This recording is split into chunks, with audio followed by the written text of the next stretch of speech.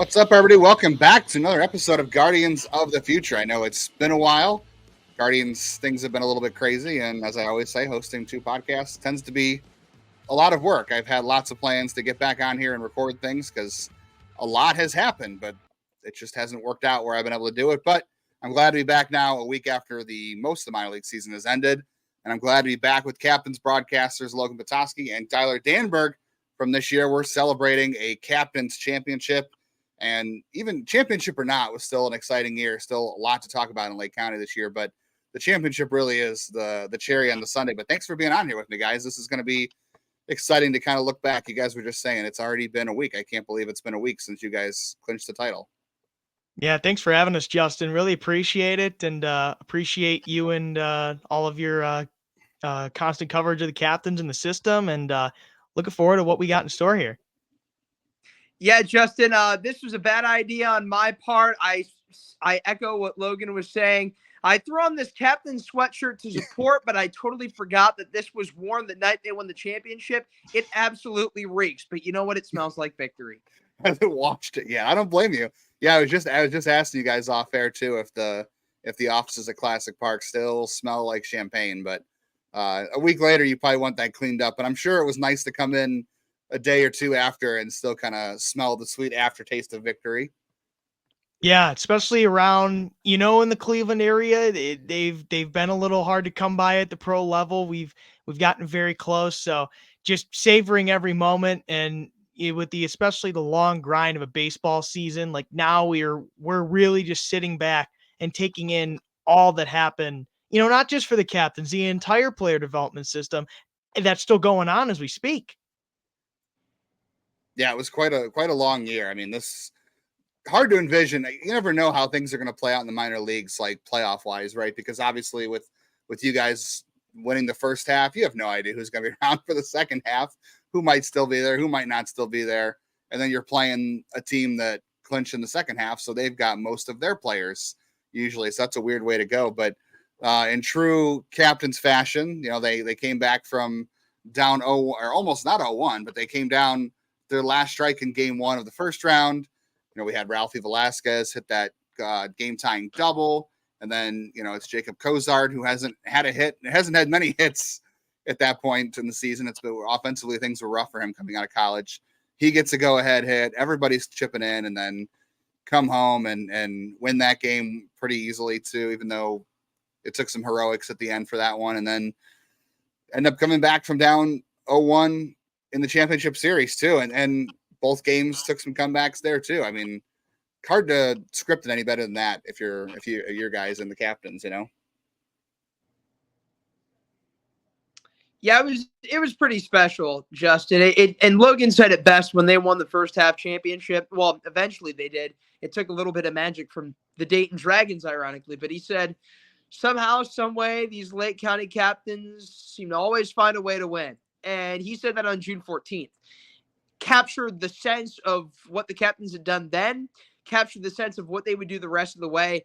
They just never seemed like they were out of games. It was unbelievable. And like you said, Justin, it was, obviously, who their main offensive guys were from start to finish, but there were guys that chipped in all over the board. I think on the pitching side, with Zach Jacobs this year should not go unnoticed, because there was a stretch where in June, Parker Messick and Austin Peterson deservedly got finally called up to Double-A Akron. And they had earned it. They had deserved it. But then that left a hole because they weren't able to get anybody up from Lynchburg at that time. And they had to have Zach Jacobs make a spot start against South Bend. Zach Jacobs then goes 5 innings of one-hit ball. That performance in Jacobs alone exemplifies everything you need to know about the 2024 Lake County captains. People stepped up in spots that they probably had never even been in before, and they stepped up to the plate and delivered. And Jonah Evinko, you're talking about guys that stepped up in this run. I mean, his offense got better as the season went on, but I remember we were talking to him after, I think it was game 2 of the Wisconsin series, the championship series, and he hit that home run.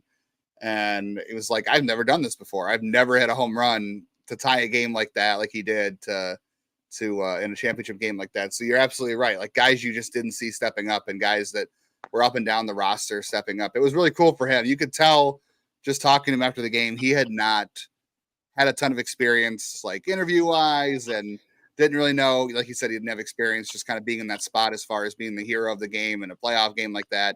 You could tell that was all really new for him, which is really cool to be a part of, I would say, on our end of things, but also cool to see, like you said, that was what Lake County did all year long. It was just finding ways to win and guys you just don't expect to do it, or when it's not somebody doing it, it's somebody else down the lineup. Exactly. Yeah. And, it just echoes the type of depth that Lake County had this year. I think a total of, was it 11 players, I think, promoted from Lake County to Akron. And just especially in those later stages, players stepping up when it mattered most. You talk about Jonah Advincula. What a fun story. Great kid, great family, and a great journey he had. He started his college career at Division III University of Redlands. And then he talked to us about how he made his way into the West Coast League, played for the Corvallis Knights. We had another Corvallis Knight join our team at some point later in the year. I think we'll talk about him in a bit. But for Jonah, then I believe he told us it was through there they that's how Washington State was able to get a look at him and say, hey, we think you have what it takes. He plays in Division I, has a 20 double, 20 steal season for Washington State, and he makes his way here. And just, he had been consistently good throughout the year, getting on base, stealing a whole bunch of bases, a great glove on defense. But that power bat coming up huge in much needed situations was great. And I think another great, player playing to that type of billing that he has had throughout his career was Jake Fox. I think in the regular season, first half was a bit of a rough start. It started to find the bat again in the second half, but in the playoffs, I think he hit 364 in the playoffs and had a couple of home runs in the postseason, including a much needed insurance run near the end of that decisive championship game 3. So it was just great seeing those guys on a big stage come up in a big way, because they absolutely more than, deserve that spotlight and being given those opportunities, and did they deliver. And on top of what Logan was saying, like, Justin, you've been around it longer than a lot of people. Like, minor league baseball is very development oriented. It's about more of the individuals than it is about the team.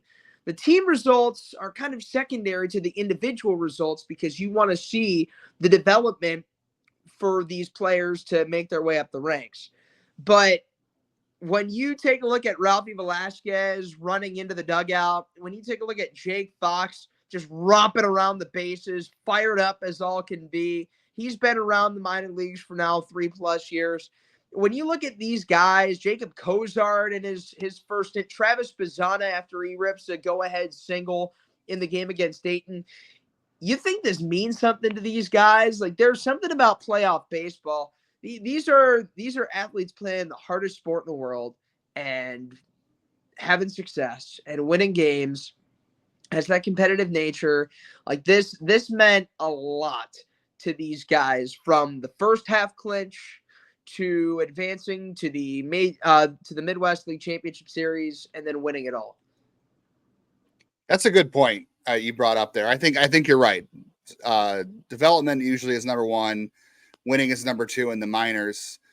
Guys want to move up in the system, but I think you make a good point here too, because it's kind of twofold. I think the ability to play in playoff games helps these guys lock in a little bit, so they are playing in high pressure games that do mean something to everybody. Because I think the thing people forget too about athletes, or they just aren't aware, if you don't ever interview athletes, you're not really aware of this if you're just watching all the time, is that these guys get to the professional level for a reason, because they are competitive as all heck. Like, you don't just get to the professional level of any sport without wanting to win everything and putting, there are guys that get into pro sports. Like, my other reference was like Johnny Manziel. Like, those kind of things happen. Sometimes you can out talent things, but it always shows up in the end. Like, he got washed out of the league for a reason, right? But for the most part, professional athletes, they get this far because they care and they want to win. They're competitive. They want to strike everybody out. They want to hit a home run every at bat. They want to win every game. That's how you get to the major leagues. That's how you get to be a professional athlete. So, you might say like, yeah, winning is secondary in the minors, but these guys are playing 120, 110 games a season. They start and they're on Arizona in February, and they're on Arizona, now in November to work on stuff too. These guys put a long season in to do this. So they want their efforts rewarded in promotions, but also winning. They want to show that what they're doing is helping the team win, because that shows the organization what they're doing is working to help their development plan. But the second thing I think it also does, and I mentioned this on Lockdown Guardians, is I think it helps bring your system together. Like if you look at Bo Naylor as an example, learning Spanish to help communicate with his pitchers and just his teammates in general. I don't think a guy does that if he doesn't care about his teammates. Like, and then you've got, Stephen Kwan and Brian Rocchio and Bo Naylor and John Kenzie Noel and Tanner Bybee and Cade Smith. All these guys are coming up in the system together, and Gavin Williams. They're all playing together at Lake County and Akron and Columbus. They're building a camaraderie together. So when you win like that and you put in the work that it requires, the kind of work that it takes to win championships or just win at the minor league level or any professional level, I think it gives you a bond with your teammates, because the guy in your locker next to you is putting in just as much work as you are to not only get better, but to win. So you trust the guys that you're in the trenches with, whether it's development or just game to game. So I think you also build that bond. So that's why this locker room in Cleveland is so tight, because Will Brennan and Bo Naylor, they won the title together in Akron. And I think winning at the minor league levels, I think helps you at the major league levels, not because you won a championship, but because you're seeing all your teammates put in the hard work to get better, to win. And it motivates you, but it also makes you trust the guy in the locker next to you that he's doing his job too. So I think that's the other part of it I think people don't see. Yeah, that's that team factor. I mean, you hear the cliche like, there is no I in team, and that definitely brings that point to light where, especially at the minor league level, like you think about that. You have players from all across the world coming to one spot in East Lake, Ohio. I'm saying that for our Lake County's sake. There is, a bonding aspect and a getting to know you aspect, because there's so many different journeys to the minors. There's almost not one alike journey if you go to one player to another in minor league baseball in particular. But setting out for that common goal and just achieving it together just means that much more. And like you were saying, Justin, you're all putting in that same hard work to get to that same end goal. So you're all helping each other achieve the same purpose, and just seeing it come to light, having it end in a championship just makes it that much sweeter. But I mean, even if you're not winning a championship, you're still breeding success. You're getting to know each other. You're learning how each other play the game, and hoping it one day, results in doing the same in the big leagues. And that's what these couple of most recent year Cleveland teams have really epitomized. Like, these have been some young teams, but they've stepped up to that challenge early on in the minors, and they're showing exactly why, Cleveland has decided on them with the recent success that they've had. And it starts and ends with player development. And I think the coolest thing was seeing all the player development people that were in attendance for that clinching win in Game 3 against Wisconsin. Give some love to our guys Rob Serfolio and Johnny Mack, John McDonald, Travis Fryman, Anthony Madrano, JB Erie, Luke Carlin, all these guys that would always come in and out from, and again, not just focusing on them, but everybody who came in and out to and from Lake County all year, just to work with these guys and help give them big league level knowledge that help translate to what they were doing this year in Lake County, and it's going to take them beyond. I mean, that was really, really cool. Seeing JB Erie come in and work with Travis Bazzana, work with Jake Fox, work with Alex Mooney. There was one day they went in and they worked probably for about an hour before taking infield, outfield. I think John McDonald was there as well. Like, that's really cool stuff when you see the player development guys, and we can't speak, for Akron or Columbus or Lynchburg, but we're sure that they probably put as much time and effort into those guys too. But the fact that they were coming to East Lake, Ohio for a high A club, putting a lot of focus, intel, and insight into these guys on a random Tuesday in July, I think that says a lot about the player development system. As I say, I saw Johnny Mack there for game 2 in Lake County. I saw him floating around. I saw a couple other guys hanging around too. And then you obviously had in game 3, you had all the guys from Akron that got promoted. They came back. Like, that just tells you how much these guys in the system care about each other, because you had Diane Frias and Cooper Engel and CJ Kafis, all these other guys that were hanging around coming back for these games. They were there in the first round too, if I'm not mistaken, right? They came down for a first round game, and then they were there for the second for game 3. So yeah, the whole organization really was banded together in that one, which is really what you want. That's what you want as an organization, to see these guys band together and work together, because that's how you end up like Cleveland, where you don't have the highest payroll, or you don't have, the Aaron Judges or whatever, but you still find a way to win 92 games and counting this year in a season where maybe people didn't think you could. So that's how you get there, I think, is that's where it starts, player development and bonding these guys together. Let's look at the offense here real quick. We can probably look at both sides. Maybe we should look at pitching, because I think pitching is the most interesting story this year. You start off with Austin Peterson, who obviously had a fantastic year, and Parker Messick, who was good a year ago and was back this year. And those guys probably should have been in Akron long before they were. And Trenton Denholm too.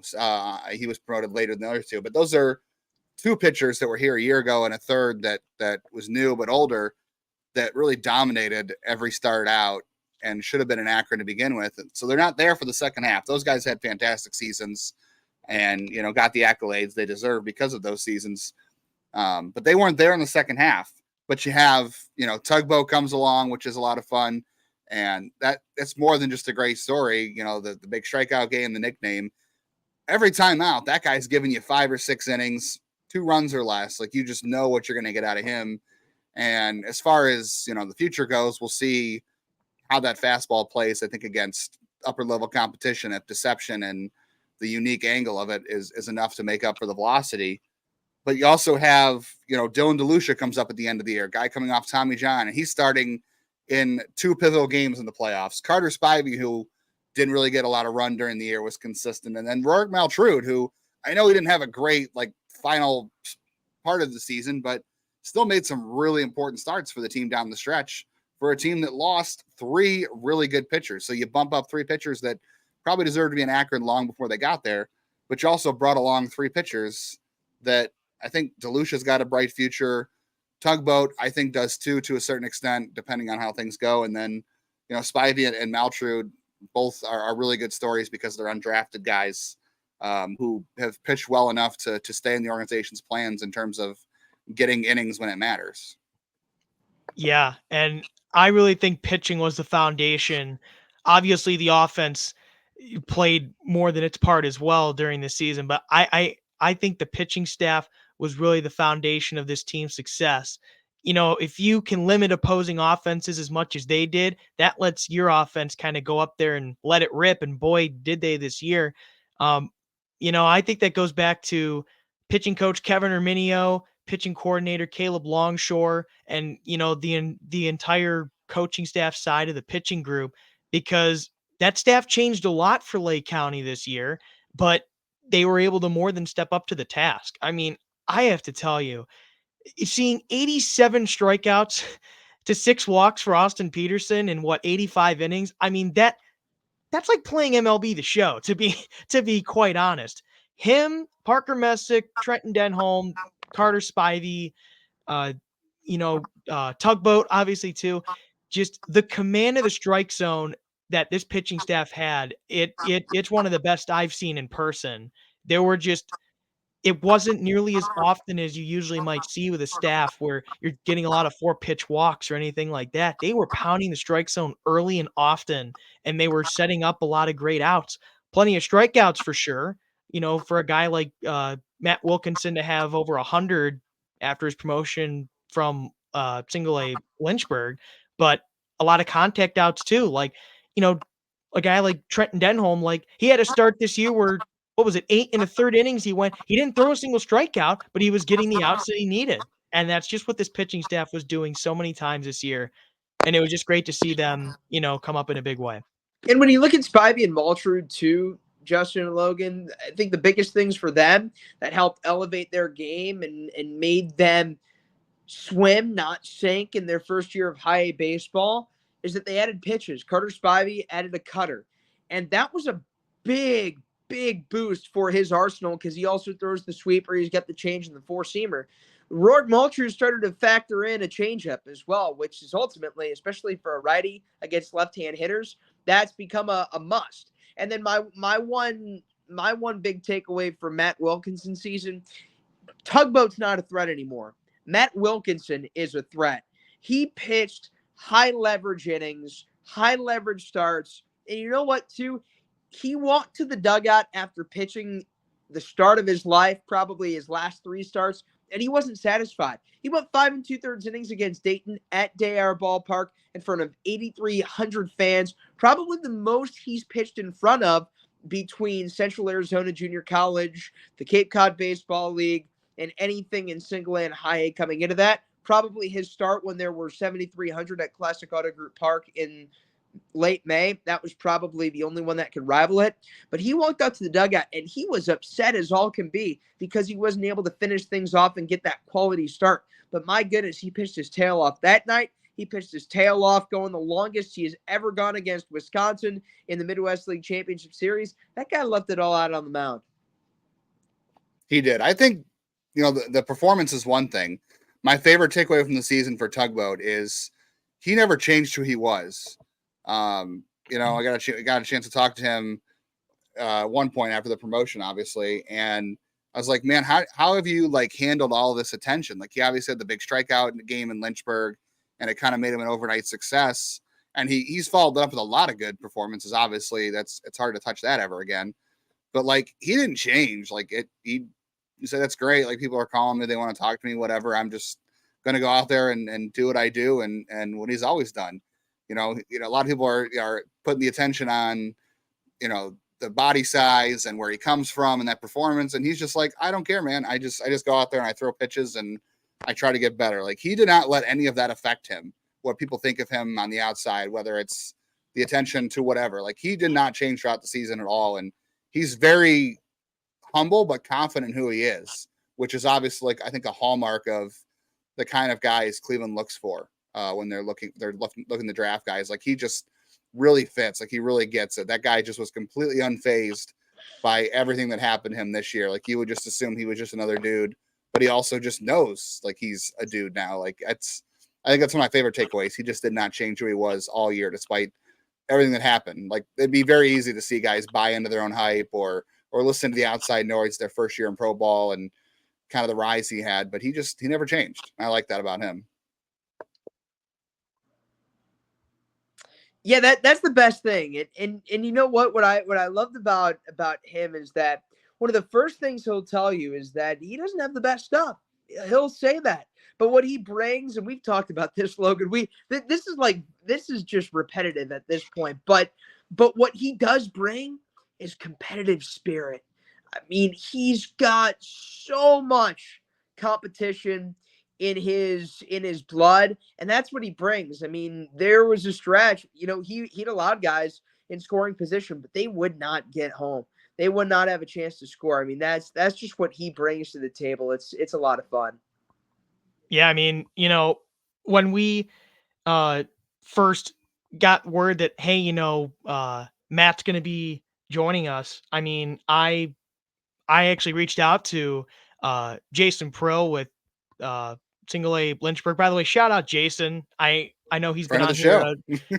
and a handful of times, friend of show. We can't thank him enough for all of his help, uh, talking to us about guys that he's seen and them making their way up to here. He just said to me, I asked him hey, what's something I should know about, Matt that, you know, you've been around him for a while, gotten to see him play. How would you describe him? And what he said to me, I just said, if there's one thing that fans should know about him, that comes to mind for you, what would it be? He said, I think I'd probably say that you're not going to see anyone have more fun on the mound and just enjoy the game of baseball. He might be the tugboat, but he's slide stepping, jazz squaring, spinning, and just having fun. And that couldn't summarize him any better. And I feel like everyone was just waiting for this to happen, and it finally did. If you've ever been to Classic Auto Group Park, especially this year, we just made that boat that can drive. He sat in the driver's seat for a couple of pictures and a little bit of video after winning the title. That's just, I mean, you got to frame that and put it everywhere. I'm sure he's going to also. Yeah, the marketing opportunities were just too good not to have him there. You guys had the between two boats segment when he came up. Yeah, that was like the perfect fit, and you guys ran with it and took advantage of everything you could, which I don't blame you. That was the perfect opportunity. And that was a great way to cap it too, with him driving the boat too at the end, and all the guys just being able to drive that boat after the championship. That was fantastic. Even Omir getting to drive. I think Omir was driving the boat in one of the videos too. So everybody had their fun with that. I'm going to say, let's look at the offense a little bit too. We can come back around to pitching. I know, Tyler, you had mentioned Zach Jacobs earlier.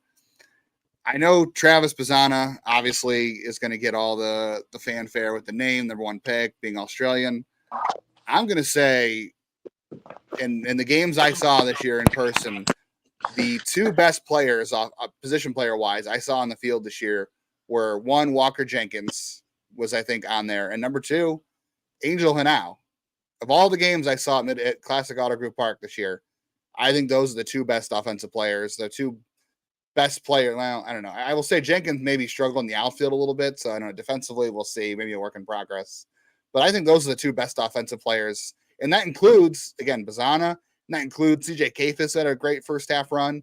And that includes Cooper Engel, who was, the MVP of the Midwest. Like, no big deal. But I don't know, man. It's hard to overlook what Hanau did. And I mentioned Walker Jenkins, but I think Hanau is right up there. People think Walker Jenkins is one of the best 5 prospects in baseball or whatever. And I'm not saying Hanau is top 5 in all of baseball, but he's a top prospect. And I think he is one of the 2 or 3 best players that was at Classic Auto Group Park this year. Yeah. I think just seeing him crack the top 100 for MLB Pipeline by the end of the year, that was very great to see. And like you're saying, so well deserved. I said this a couple times watching him this year. I was just saying that at 20 years old, Angel Hanau, a special talent, and he's must watch. And he just has a smile that'll brighten up a baseball field. And he just does kind of, just about anything you could ask for in a ball player. Switch hitter, great glove in the middle infield. He can steal you plenty of bases. And, I think the power is going to come. He did have double-digit homers across Lynchburg and Lake County, but he's a doubles machine. Tyler found a great stat for the Cleveland minor leaguers in doubles. I'll have him share that, when he's talking about him too. But he's just a versatile player, great personality, great guy to be around, and just an excellent ball player at such a young age too. He has such a bright future, and I really can't wait to see where it takes him. I think he's got a very bright future ahead, and he's still developing. That's the great thing about it. He's still so young. He's in high A, and he's got plenty of time to add even more to his game than he already has. Because this year, I'd have to double check through the end of the AAA season, but through the end of our season, only minor leaguer with at least a 330 average, 50 extra base hits, and 25 steals. And that was across Lynchburg and Lake County. The only major leaguer to do that was some guy named Bobby Witt Jr. I think you guys might have heard of him a time or two. It's good company to be in. Oh, no doubt. No doubt. I mean, with Hanau, he just brought everything to the table. He led the Cleveland farm system in hits, and he just got on base. He had 18 more multi-hit games than he had games without a hit. The guy was a machine. Now, I want to ask you guys this. Do you see any former Cleveland minor leaguers or major leaguers in Angel Hanau? I mean, I think everyone's going to want to point to Francisco Lindor or other things, but I don't really have a good comp. I was thinking about that a few weeks ago. I don't really have a whole lot of good. I mean, maybe some Michael Brantley in terms of the hitability. Like, I had a very hard time finding a comp for that. I really don't like comps in general, but I had a hard time trying to put that one on there because for a switch hitter and his hitting style and all the extra base hits this year and the steals and his size too. Like I was kind of worried he was going to outgrow shortstop, but I think he'll be in a good spot. But I don't really have a good comp for him. Like, so I'm curious to see what you come up with. I think a lot of people are going to want to say because of switch hitting, there's, some Jose or Lindor there, but that's obviously like really hard to put on anybody. Lindor was kind of who I went to first. And I mean, he did play for Lake County too, so I couldn't help but think of that as well. But I'd probably say, I mean, at least for right now, given, how long Francisco's been in the bigs, he's had that power develop a lot more. And I think that can come for Angel. But just thinking for him, it was cool. Like he's played on a big stage pretty early on. Like, back in 2017, he was repping the Dominican Republic in the Little League World Series, and he was asked, "Hey, do you think you can get a hit off of Carlos Martinez?" He's like, "Yeah." And the other way around, he's like, "Well, do you think you could strike him out?" Now, pitcher is a hitter, but still, he's like, "Yeah, I would throw him 3 straight curveballs and strike him out." So, uh, it's cool to see that humble confidence and everything there. And Lindor was the first to come to mind, but Tyler, I'm curious if you have anybody else. Well, I had Lindor in mind right out of the chute. Now that is a lot to put on a guy, especially 20 years old. But you brought up on a broadcast, I believe it was in the middle of August. You said Angel Martinez, and I think that is another playable comparison between Angel and Hanal. But I think too, Hanal is also his own player. I think his glove and his arm especially improved as he made his way through Lake County. The guy's got a big arm. There's no doubt about it. But it was the accuracy right out of the chute that stuck out a little bit. But there were a couple of big throws he had in prime moments in the postseason, like that 3-6-1 double play to keep the game scoreless in game 3. Dylan DeLucia fired up as can be, and Hanal just made an absolute rifle on target to DeLucia. I think that's going to be another aspect of his game that just continues to develop because we all know that the bat, the contact is there. It's the arm and then the power that can really turn him into a wonderkind of a talent, especially at 20 years old and 4+ years now of minor league experience. Yeah, I mean, nobody thought when these guys came through Lake County, Jose and Lindor, nobody was sitting there saying, well, these guys are future 20, 30 home run hitters. Like nobody thought that. For as good as we thought Lindor was going to be, and for being the first level, I mean, Mahoning Valley saw him first, but for being the first level, it was like, okay, this Jose Ramirez is legit. Who is this kid? For anybody who thought he was going to be as good as he is, like nobody thought 30 home runs. So you're right. The power is a big thing that can develop. And look what he did in the postseason. He had at least 2 or 3 doubles that were left center field that were smoked. I mean, he hammered those balls and they were opposite field. So I think when he learns, like, yeah, he has the power to hit the ball hard the other way, but I think when he learns how to maybe try to pull those balls, get out in front and turn on those, that's where you'll see some more power develop.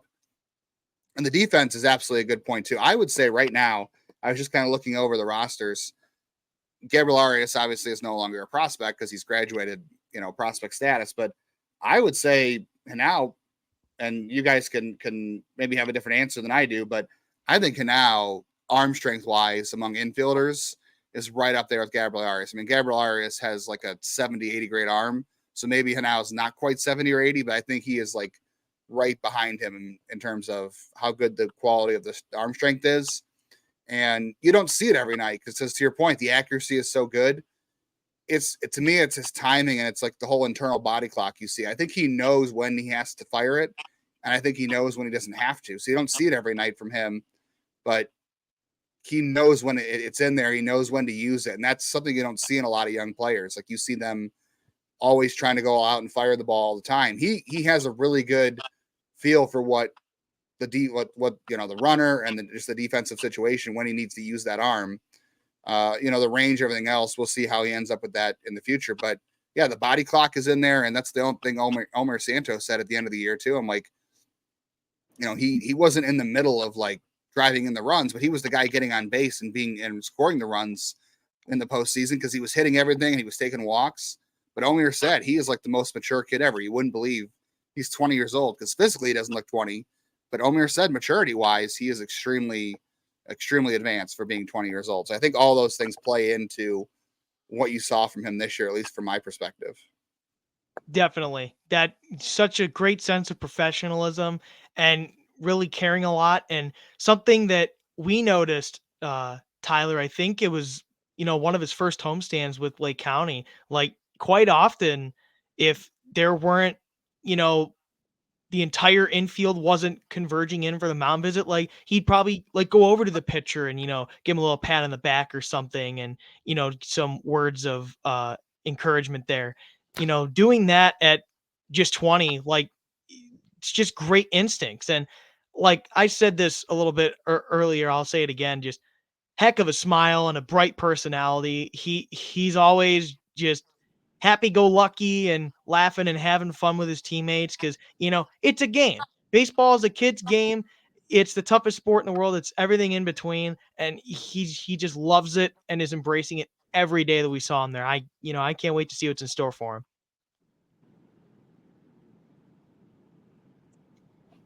How about all right? Let's finally get around to Travis Bazzana because I know people are probably gonna want to hear and everything. For you guys, I'm curious to see if everything lived up to expectations. I mean, number one pick, all the stuff. Tyler, you had a little experience with him just being on the Cape before, so maybe you already knew what to expect in some regards, and that helped you, Logan, as well. I would say for me, personality wise, after I finally got a chance to talk to him, everything completely matched up with everything you heard. And I think on the field, I would say maybe it was a little unfair to expect more offensively from him to start the year. Given that he had played a really long season, he jumped right into A ball and didn't take a whole lot of time off. And for the Cleveland system, until the rules changed with the rosters, they usually didn't have a lot of guys playing out of the chute. But he wanted to play, and it took him a little bit to settle in. But you could see he finally started to get comfortable offensively in terms of what he was seeing, tracking pitches, started to drive the ball a little bit more. He looked more comfortable in the box. So maybe it was a little unfair to expect more because we were talking about like, is this somebody who could be up in September with Cleveland? So maybe that was jumping the gun a little bit. But I think he settled in offensively into the player he's going to be. And maybe after some unfair expectations on him, but I would say off the field too, or just talking to him about his mindset and everything, like that was way far and beyond what I expected. I mean, I expected a lot just from what you heard, but I think he even surpassed those expectations. Travis Bazzana as a human being exceeds every expectation from what you hear about him. And I had never met him on the Cape. I can tell you for a fact, it's a lot more fun to be broadcasting when he plays for the team that you broadcast for compared to when you're broadcasting against him. But everything you hear about him as a human being, he somehow finds a way to blow it out of the park. He's real, he's human, he's down to earth. He's very routine oriented. The same thing you see him do on Monday, he does on Thursday. And he's got a plan, he's got a routine, and he treats everybody just like, he's known them, he's known you for a while. That's just who he is. And I think he found a way to combat the struggles that he had to start. Like, I think there was a stretch. It was August 14th, August 15th. He was one for his last 22. He was still on a 10-game on base streak. So he found ways to get on base. He was constantly working. He was doing extra work. He was doing extra grounders, extra defensive drills. And when you put in that work, whether you're the number one pick or you're an undrafted free agent signee, you put in that work, good things are going to happen. And they certainly did, because when you saw him when it mattered most, he delivered, and he showed that he had the heart of a lion. There were some reactions that he got on a single that made you think that he had hit a go-ahead home run in the College World Series. He plays like every game's game 7. Yeah, his work ethic is off the charts. I mean, even just like after games. Like, I mean, what? I think it was like the first day that he was fully at home, his debut got suspended, and, we're just in the clubhouse and just checking in on things. And, he like has his post game meal, and he's like scrolling through like charts and charts of a bunch of like different looking strike zones and stuff, looking at these, analytics and looking into things and tendencies and what he can do to, improve his game and be on the lookout for. Just even just little things like that are just truly remarkable. And embracing all of the different metrics and everything. Like he had looked at some analytics in college. He's had even more since joining us in Lake County, and just doing everything he can to get an edge and know what to be on the lookout for. But that human side is, like you said, Tyler, absolutely remarkable and incredible. His first day here sums it up, I think, for me the best. I mean, his home debut, it's kind of a rainy looking night to begin with. So we're like, well, okay, it's probably going to come. We don't know how much of this game we're going to get in. We get through the first inning, one pitch in the top of the second, it just downpours and doesn't stop for a while, and game gets suspended. We had to pick it up the next day. Everybody is just getting away from the rain, back to the clubhouse. All right, we're coming in tomorrow, finishing this up, playing two. This guy is far and away the last one to leave. At least an hour, probably 90 minutes. First base side, every single fan, pictures, autographs, just making small talk and just seeing what the community's like. Something like that from a kid who's just off of playing college baseball, such a long, arduous season as that is, it's just so great to see. It was an absolute pleasure to see. And on a day-to-day basis too, just making time for fans after so many games. He'd usually be about the last one to get into the clubhouse, signing for fans, taking pictures, and just taking the time to, make their day and chat with them and thank them for coming. And then on the field, it it was great to see. Like, he had, had college postseason experience as it is, but now making his way into a pro postseason. What does he do? I believe he hit over 315 in our postseason, and he came up with some big hits. That what turned to be a decisive game two in the Midwest League East Division Championship Series. Captains put up three in the bottom of the sixth, and the last one of those three broke a 4-4 tie. It's an RBI single opposite way, and he was grabbing that bat so hard, and he just screamed and hopped his way to first base, just skipping around like a kid in a candy store, and fired up, like you said, Tyler, like a lion, because he knew what that meant to the team and everybody else. The pitching went the rest of the way and shut the door to win the East Division. And then in that game three in Midwest League Championship Series, Wisconsin, they had a 3-run top of the eighth. They made things interesting, but what wraps up a 3-run bottom of the eighth for Lake County? It's another RBI single from Travis Bazzana. So he came up big in big moments, just like you'd expect the number one pick to do on the field, off the field. He's truly everything that we could have expected. Yeah, it's a guy who definitely rises to the occasion. You're absolutely right. He was signing, and you were talking earlier about guys from different walks of life and just being in Eastlake. And I'm like thinking, yeah, Travis Bazzana, he's been, he's a long way from home at this point. He's been in Corvallis for a couple of years, and he's been out, in Massachusetts in the Cape Cod League and all that stuff. And here he is in Eastlake, Ohio, probably never been to Ohio before, right? Like he's been up and down the West Coast. He's, from Australia, been to the East Coast a little bit. So here he comes in a whole new environment, whole new community. And that's such an overlooked part too, that you brought up earlier, that a lot of these guys, like, especially for the Dominican guys, but Travis is a long way from home too, to come in here and be, either in Lynchburg and, in Lake County and Eastlake. Like, those are very different environments from where all these guys come from. So to get used to that and on top of doing everything else is probably something most of us probably couldn't handle, and then go out and do the rest of that. But he acclimated himself very well. And I think you said he's, rises the occasion and exceeds expectations in every which way. So no surprises there from Travis at all. And I think a good season overall based on expectations coming in. Let's kind of look at Ralphie Velasquez, and we can throw out a couple other names. We haven't even talked about Kafis or Engel enough off time, even though, Engel, we can talk about it. He won the MVP of the league. But I mean, Ralphie at the end there, I think, has some good hits. He played some outfield. He made that crazy catch in left field, which to me, I'm like, okay, there's no way you're faking it in the outfield if you make that catch. Like you can play the outfield if you can rob a home run like that. That you're not just out there to Kyle Schwarber, you know. Offensively, though, I think that home run in Game 3 was so big for him and for obviously for the team. But like for the last like couple of games, he was hitting everything to left field. A lot of fly balls, wasn't getting around on the ball. I was like, I don't know if he's tired or if he's just got a hitch going on or the swing or whatever.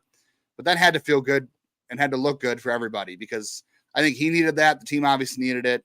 That was a huge home run, but it just shows you the kind of hitter he's capable of being and why he was a first-round pick. And he was getting bad luck when he was spraying it the other way. He was hitting it on line. He was barreling it up. But when he had that devastating blow in right field on that just titanic blast, I mean, that you could just see all the emotion, all the frustration just boil into one swing. And it was the decisive swing in that series and in the championship run. So he had some big time moments. And if you're going to put together a big bash like that, you might as well have it be in one of your last at bats going into next season. And oh, by the way, it helps seal a championship for your team. Not a bad way to put a bow on your first full season of organized ball. Yeah, and I think something to consider too is kid's just 19 years old. I mean, he's fresh out of high school still, and this was his first full pro season. And, that workload so much bigger than, playing a high school schedule. So that really setting in too, I'd imagine too, for sure. But a lot of strong contact, especially in the postseason, and two big hits that changed the trajectory literally of Lake County season. If that game tying RBI double in Dayton, that game one of that East Division Championship Series, offense was so hard to come by in that game. And when you get a couple of guys on base, he delivered in a massive spot, pulled it deep right field all the way to the wall. And then he does one better in the following series, decisive series for a championship, way over our big Cleveland Clinic sign in right field, and just 10 out of 10 bat flip for sure on that too. And, I think even some people you see on the video, he's like kind of pointing to the crowd and he's like, Omir's on third base, he tries to give him a high five and he doesn't quite hit him, but he's just kind of pointing to the crowd. But that's just a heat of the moment thing. That was just kind of funny. They're like, hey, why don't you high five your manager? Like, well, you know, pretty big celebration there, but it just so great to see him on a big stage coming up in such a big way. And that's exactly why he was drafted in the first round. And I mean, being a high school first round pick, that's a lot of pressure and a lot of expectations coming your way. And he's really living up to those so far. Yeah, and he made the futures game right out of high school too. That's a good point. He was in the futures game this year too, so that says a lot. And I think he said after the game, I was watching one of the interviews. I think he said he blacked out going around the bases. I couldn't remember it, so it's probably why he missed Omir at third base. That'll do it. So that makes a lot of sense. Yeah. Let's talk about Cooper Engel, and then we can kind of wrap things up. Or I'll throw it to you guys to kind of bring up anything we didn't get to that you think is worth mentioning. But probably should not finish this without mentioning Cooper because he won the Midwest League MVP. That's a guy offensively. I know he had a good reputation in college as an offensive player, but I don't think I expected that from him in his first year in the minors, or at least his first full season. He was a little bit last year too. Guy who also, battled some injuries this year too. There was a stretch there where he was dealing with a shoulder issue and was, having a hard time throwing. I don't know how that was affecting his hitting, but you couldn't tell the hitting part of it, like it was affecting him. But just seemed like he had great command of the strike zone, and as a hitter, more power than I would have expected coming out of college. I know he hit the ball hard in college, but was not like a power hitter. But a guy who just looks like he's a tough at bat for everybody. He gets to Akron, and I know the power didn't quite stick in Akron the way it did in high A, but still hitting was at the top of their order because he gets on base. That guy, I don't know. I'm not sure what I thought what was going to happen from offensively coming in, but you could have asked me, like, you could have thrown a million different names at me in the Midwest League and on the captain's roster to start the year. Hey, could this guy win the Midwest League MVP? I don't know if Cooper Ingle was like going to be one of my top 20 answers, to be honest. Highest OBP by a captain all time in franchise history, 439, with a minimum of 35 of 350 plate appearances, and doing so as a catcher. But I think the most interesting part was that defensively, this was his first time getting run as an everyday catcher. Because at Clemson, he was saying he would catch them midweek, and then he would catch one or two out of the three weekend games. And then outside of that, he'd play one game in the outfield and then he'd play a game at first. They even mixed him in at second. Now he's playing catcher and he's catching every day.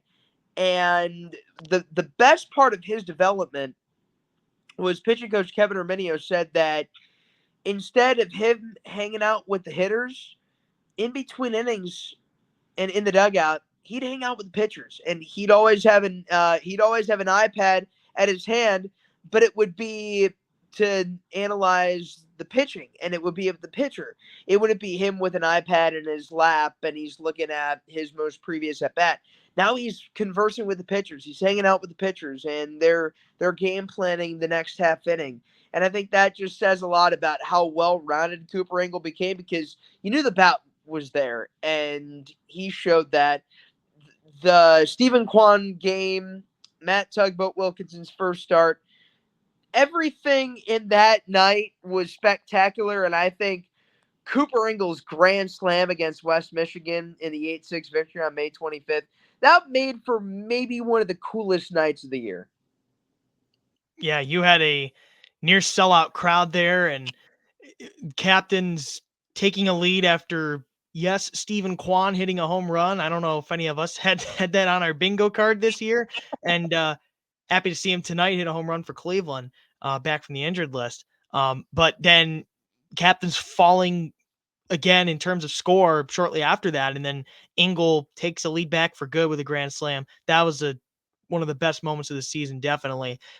He was just somebody who it epitomizes. He's right up there with being the heart and soul of this year's team. Just a true leader. Anywhere from initiating mountain visits to being such a key force in the heart of a Lake County lineup that was so lethal to Midwest League pitching this year. What really for me caught my eye, particularly from a catcher, you know, the athleticism that Ingle has shown, but also too just the plate discipline. I mean, not often was he chasing stuff way and away out of the strike zone, and just he would take counts deep and just hone in on good pitches to hit. And more often than not, he's hitting you a solid line drive. And it's something that he kind of talked about is like his approach. I think this was actually with your podcast, Justin, a while back, like being more so of a line drive hitter first, like the power will come with it eventually. And he had more of a power spark, closer to when he got promoted to Akron. But last year, seeing him come in, just seeing that, we had Jacob Kozart come here as a second round pick. Ingle was a fourth round pick and still immediately assigned to Lake County last year. I'm like, wow, I don't know how often this happens. Mind you, it was my first time being the main broadcaster for the team, but I saw exactly why quickly. Solid average, and his on base percentage, I think it was about 17 games or so. It was 46.4%. I'm like, wow, this guy is a knack just at the plate offensively as a catcher. And I actually got to do a little pregame interview with him prior to a game this year. And he said what he's just trying to do is, just stick to his routine, stick to his plans, and you know, getting away from that stereotype of, oh, a catcher is just supposed to be a defensive backstop and probably closer to the bottom of the lineup and more of a clubhouse guy. Like, he was saying, no, like you want to be a well-rounded athlete. You want to do everything you possibly can to be as versatile as you can as a catcher. And he more than certainly did that this year and more than well deserved as a Midwest League MVP. And another bright future. So many bright futures ahead for this captain squad this year, and Cooper included as well. Wishing him all the best. Yeah, it was a fun year. That was the Grand Slam run. I remember that. I remember that him hitting that, and that was a great moment. That game was crazy. And I remember that day just because that was the day Stephen Kwan was there. I remember we were in the dugout talking to Stephen Kwan before the game. We asked him how he felt about Travis Bazzana, and then 4 months later, Travis Bazzana's here. So I'm like, I love how full circle that went. That was like how many things happened throughout the season. All right, so before we kind of close things, I got one more question I want to ask both of you. But before I get to that question, anything else we didn't get to? Players, moments, anything you guys saw this year that we didn't bring up, we didn't get to? Do you think is worth mentioning? Well, I think Logan's got to mention this because Lake County made history on the field. We know that, but there's somebody in our organization who made history off the field. Logan? That's right. Jen Yorko, our general manager, first Midwest League general manager, female general manager to win a championship. There have been a very, very select few across all of minor league baseball to achieve the feat. I think from what I saw, I think somebody, the Modesto Nuts, I think maybe a couple of years from what I believe saw, and I think maybe one might have been with Kinston a while back. I'd have to double check, but again, first female GM in Midwest League history to take home a championship. Absolute pleasure to see, and just a credit to the entire front office and everything that they did for us. And I, can't express it enough. And even in the clubhouse when we won our championship, one of the first people to talk about this was Travis Bazzana. Omir Santos, what a job he's done over these past 2 years sailing this ship, keeping everybody together in line, great chemistry, and it just an absolute pleasure to work with, and just a great part of this organization for sure. You talk about pulse.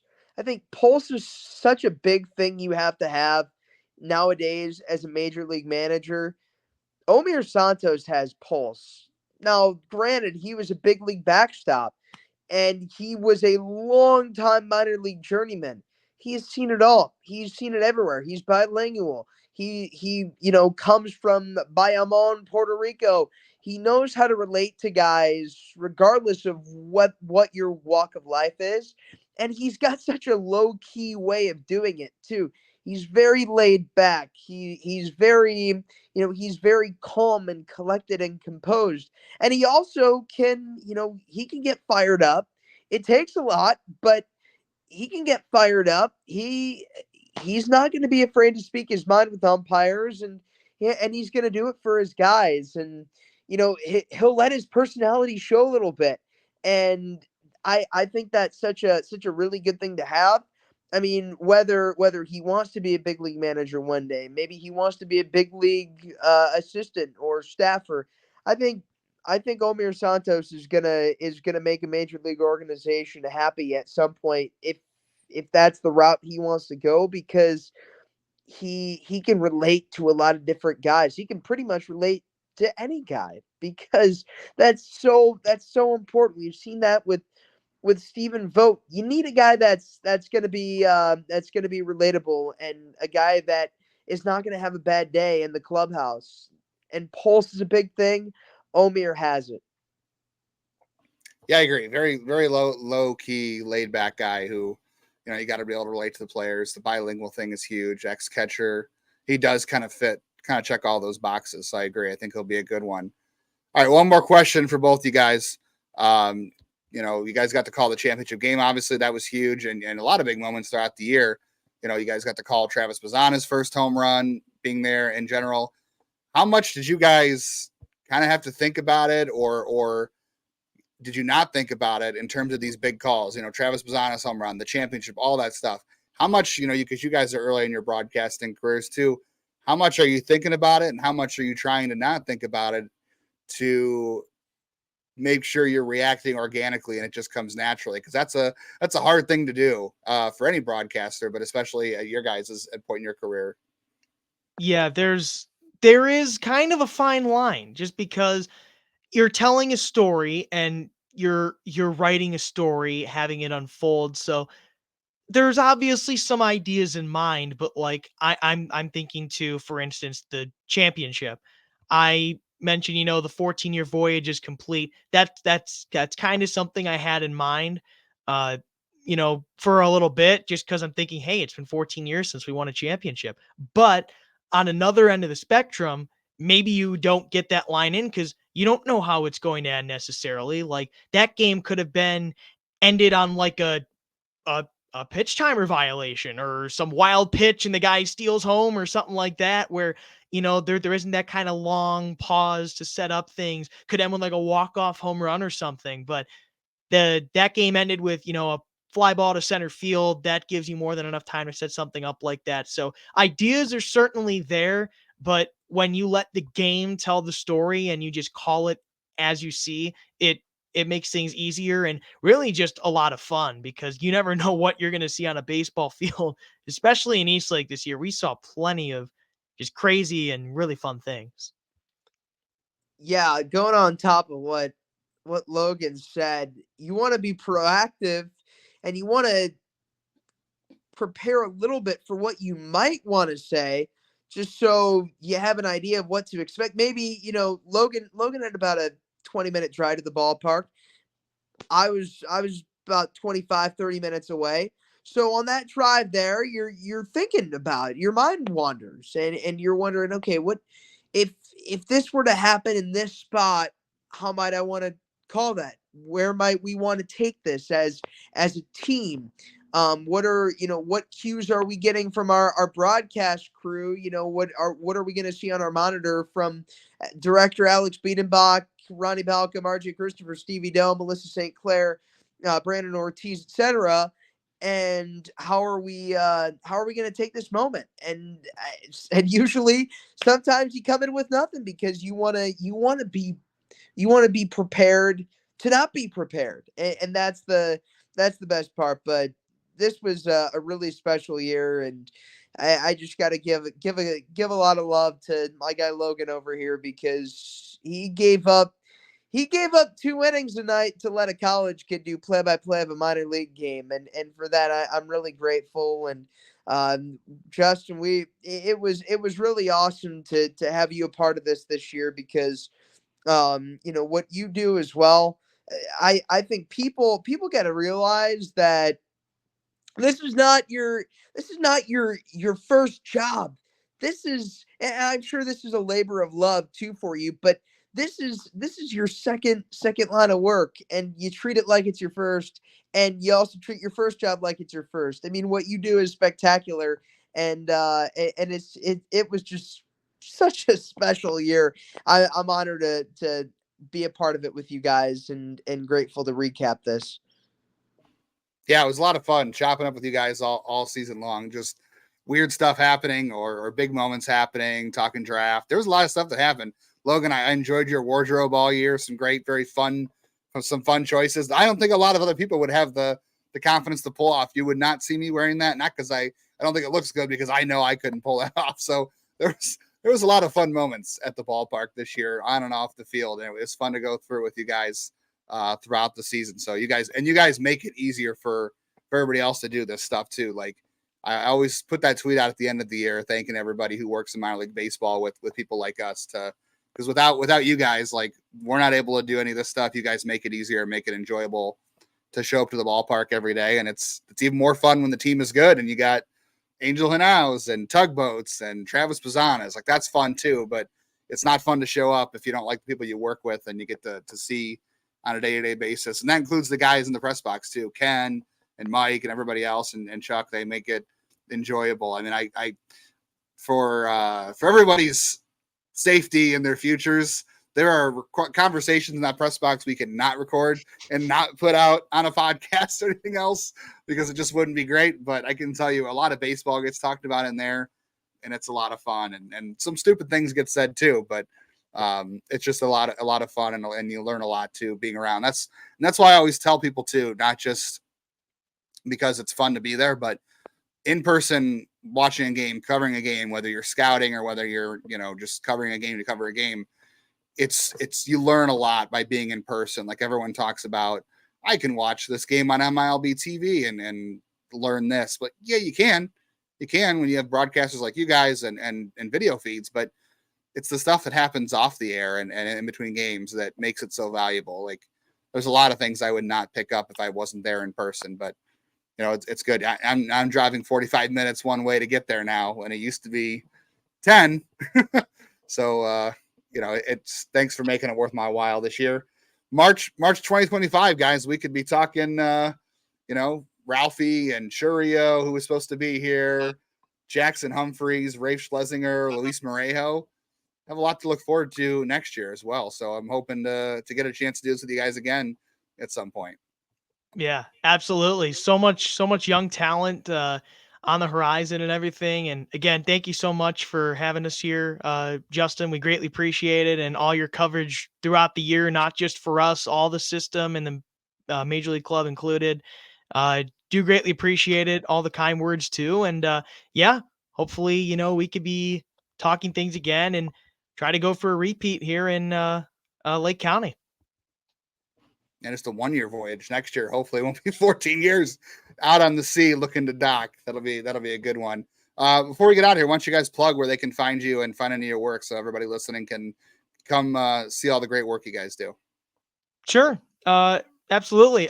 For our team, for anything like that, at LC Captains, X and Instagram, I think TikTok too, but myself, if you're watching, you see my name on the screen, I believe, at Logan Potosky, LOGAN POTOSKY, X and Instagram. That's just where I'll be posting everything from there, and then put any of my demo and things like that on YouTube, just my name. Yeah, I echo that sentiment. Tyler Danburg on Twitter and Tyler Danburg on YouTube. If there's anybody that's listening and watching, which I know there are a lot, because frankly, it's great to see people that cover the whole system.